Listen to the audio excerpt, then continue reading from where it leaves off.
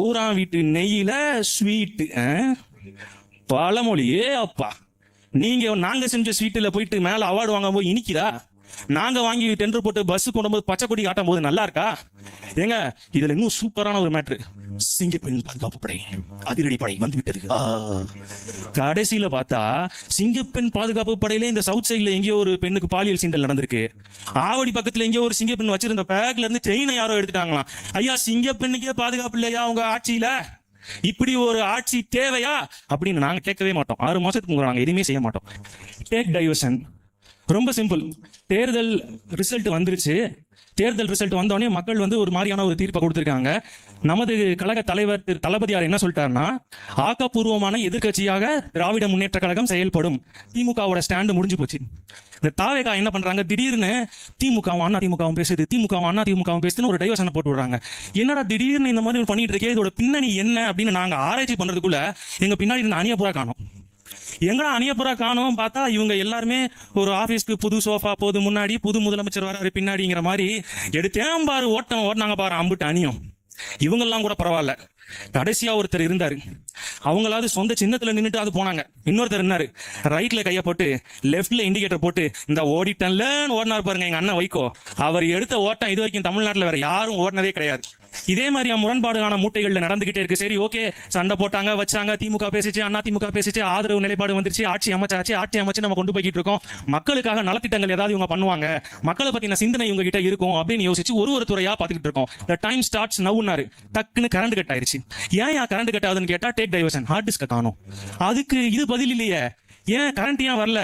திமுக காரங்க பாருங்க, காலையில ஃபீஸ் கட்டையை பிடிங்கிட்டு போயிட்டாங்க. காலையில பிடிங்கின ஃபீஸ் கட்டைக்கு நைட்டு கரண்ட் கட் ஆகுது. ஒரு துறையில இப்படி இருக்கு. சரி, அடுத்த துறையை பார்ப்போம். நான் இங்க யாருமே குற்றச்சாட்டு சொல்றதுக்காக வரல. எங்க தலைவர் முதல்ல என்ன சொல்லிட்டாரு, 6 மாச காலம் அவகாசம் கொடுங்க, யாரையுமே நம்ம அவங்கள செய்யற வேலையை விமர்சனம் பண்ண வேண்டாம்னு. நீங்க படித்த இளைஞருக்கு 4000 ரூபாய் கொடுக்கலன்னு யாரும் விமர்சனம் பண்ணல. மகளிருக்கு ஏன் இன்னும் 2500 ரூபாய் கொடுக்கலன்னு யாரும் விமர்சனம் பண்ணல. நேரடியாக மக்கள் பாதிப்புக்குள்ளாக இருக்கிற பிரச்சனையை கூட கேட்க கூடாதுன்னா இது என்ன அர்த்தம்? பண்டிகை காலங்கள்ல மக்கள் ரோட்ல நின்றுட்டு இருக்கான், ஏன் பஸ் வரலன்னு கேட்டா, தம்பி நீ சாப்பிட்டுட்ட, நான் இன்னும் சாப்பிடல, சாப்பிட்டுட்டு பேசுறேன், பஸ் வரும், பொறுமையா இருக்கு.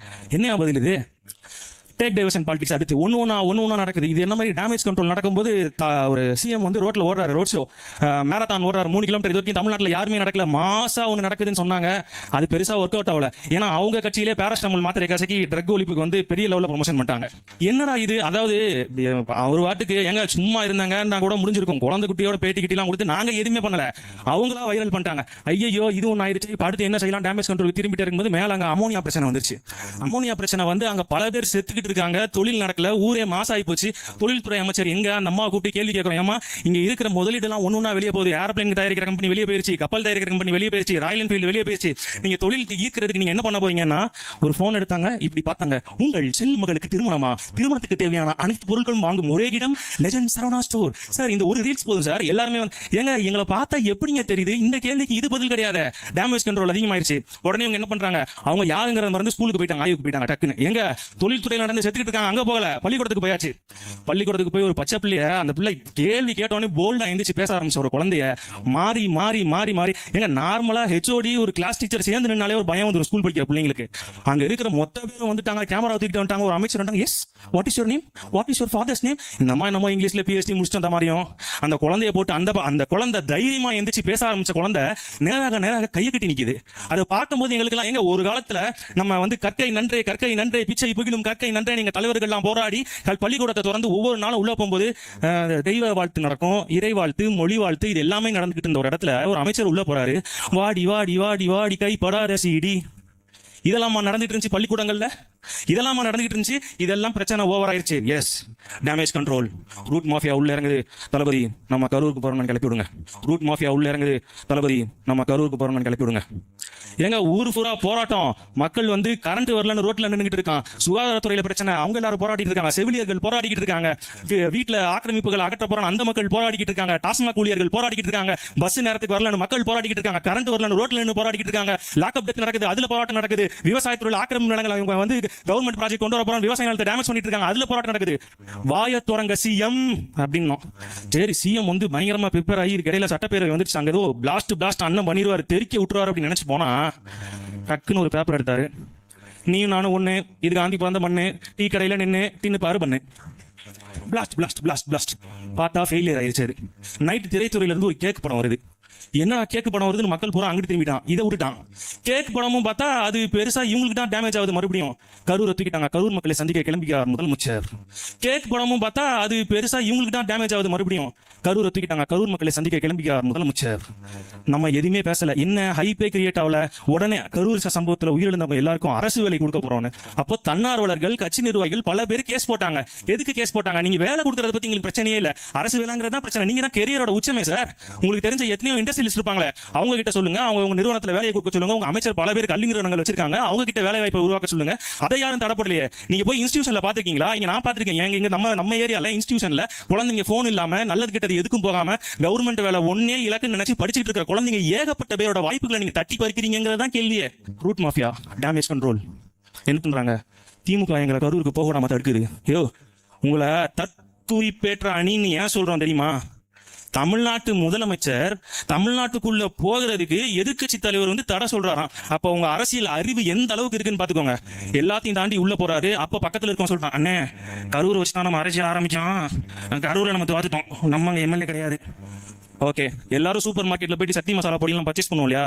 அந்த மாதிரி ட்ராலி எடுத்துட்டு கிளம்பிட்டாரு எம்எல்ஏ பர்ச்சேஸ் பண்றதுக்கு. கரூர் எம்எல்ஏ பர்ச்சேஸ் பண்ணி முடிச்சு, கரூர்னு இல்ல கொங்கு மண்டலத்தை எடுத்துக்கிட்டாலே எங்க அண்ணன் செந்தில் பாலாஜி தான். அவரை வச்சுட்டு உள்ள போனா நல்லா இருக்காது. அவரை தூக்கி உள்ள போடணும்.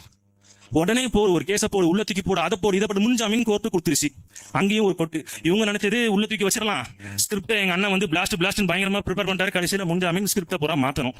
அண்ணன் தான் பெரிய மாசாச்சே, மாசா பேசுவாரு அப்படின்னு நினைச்சேன். கடைசியில் அங்க போய் பார்த்தா எல்லா பழியும் தூக்கி ஏமால போடுறீங்க.